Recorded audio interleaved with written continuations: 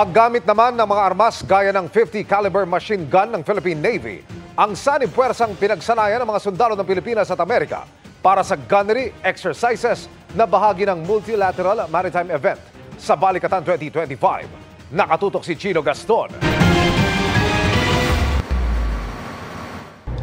Alas 8 ng umaga nagtagpo ang BRP Ramon Alcaraz, BRP Apolinario Mabini at USLSD Destroyer na Comstock sa karagatan ng North Luzon.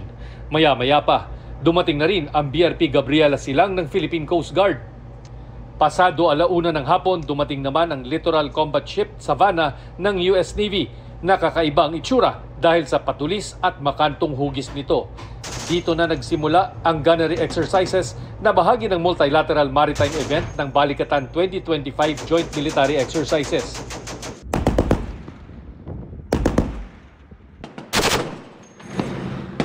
Isang pulang boya ang ginamit na target dito sa gunnery exercises na ginawa sa karagatan ng North Luzon. Ito ay para masukat ang husay at galing ng mga crew ng mga kalahok na barko sa paggamit ng kanilang mga armas gaya ng 50 caliber machine gun na ito ng Philippine Navy. Magkakasunod na pinaputukan ng mga kalahok na barko ang target na nakadisenyong hindi lumubog kaagad kahit tadtarin pa ng bala. Sa may bandang Ilocos Norte din namataan ngayong linggo ang isang surveillance ship ng Chinese Navy habang nakita rin dumaraan sa may Batanes ang Chinese aircraft carrier Shandong.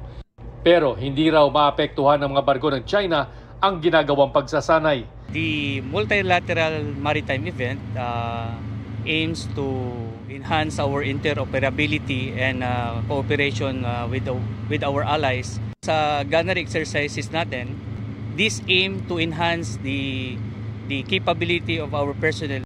Yung po namang replenishment at sea, napaka-importante po nito para ma-extend po natin yung endurance ng ating barko. Para sa GMA Integrated News, Chino Gaston, nakatutok, 24 oras.